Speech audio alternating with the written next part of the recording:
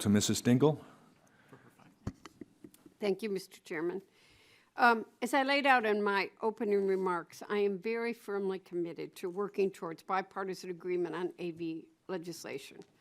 Earlier this spring, Rep. Lada and I agreed to roll up our sleeves and get to work on finding a path forward. Our staffs have been meeting regularly with each other, engaging all the stakeholders. I've also been directly engaged in having good bipartisan conversations, not only with Rep. Lada, as well as Chair Rogers, Ranking Member Pallone, and I also want to say that the ranking member of this committee, Jan Schakowsky, has been for years now also involved in being all these meetings, and she's getting to know the industry well. She loves it. And as my colleague, who's currently sitting in the chair, mentioned, we led a letter with Rep. Wahlberg, Rep. Lada, and Rep. Veazey about the national security and competitiveness concerns related to Chinese companies deploying AVs on U.S. roads. And I look forward to addressing this mutual concern as part of our bipartisan AV legislation. What does all this work demonstrate? It shows that we can have meaningful bipartisan collaboration on AVs this Congress. And we got a lot more work ahead of us. I'm committed to continuing this important work with my Republican colleagues and my colleagues on this side of the aisle to forge and advance comprehensive bipartisan AV legislation. And I'm confident that Rep. Lada also really wants to get a bipartisan AV bill done as well. So we are in lockstep.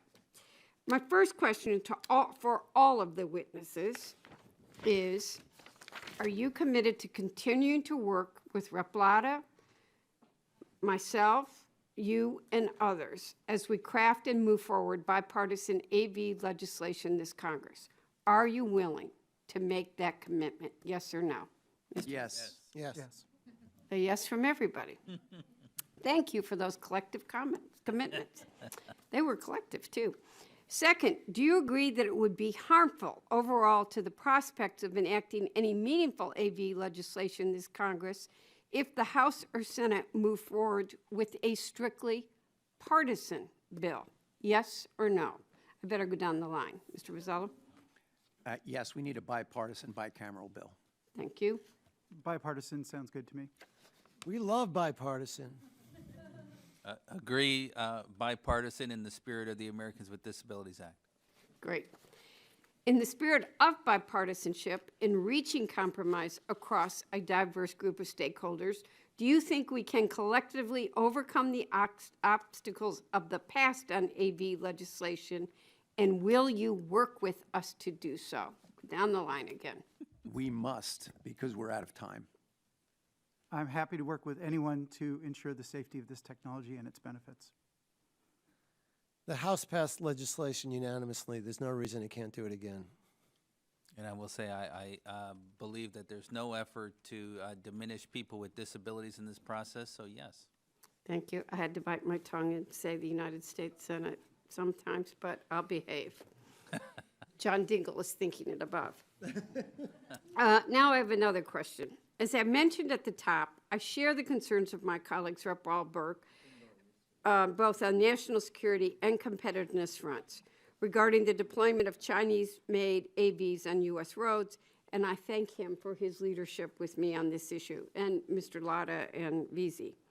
Mr. Bozella, could you elaborate on the very real impacts to American competitiveness, our supply chains, and the American workforce if Congress fails to finally advance comprehensive bipartisan AV legislation? Yes, I think it's critical that we do so. I mentioned in both the written and oral testimony that I have a concern, and that we're at a crossroads. And without a comprehensive AV policy framework, that companies are not going to be able to succeed in the way they need to. What we need to do is allow companies to safely scale so that they can provide these benefits. And so importantly, NHTSA has the data they need to make sure that motor vehicle safety standards are modernized and that we have a regulatory framework going forward. If we don't do that, our competitors in other nations will seize this opportunity. Thank you. I want to thank all of our witnesses for being here today, for your important testimony and responses on the two AV bills included in today's hearing. again, going to reinforce, I'm committed, and I know my colleagues are committed to working with Rep. Lotta, the members of this committee, and all of the interested stakeholders on getting the policy right and drafting comprehensive bipartisan AV legislation for the safe deployment of this technology. Thank you to the Energy and Commerce Committee leadership for holding this important hearing, and this is the beginning of getting it done this year. Thank you, Mr. Chair, and yield back.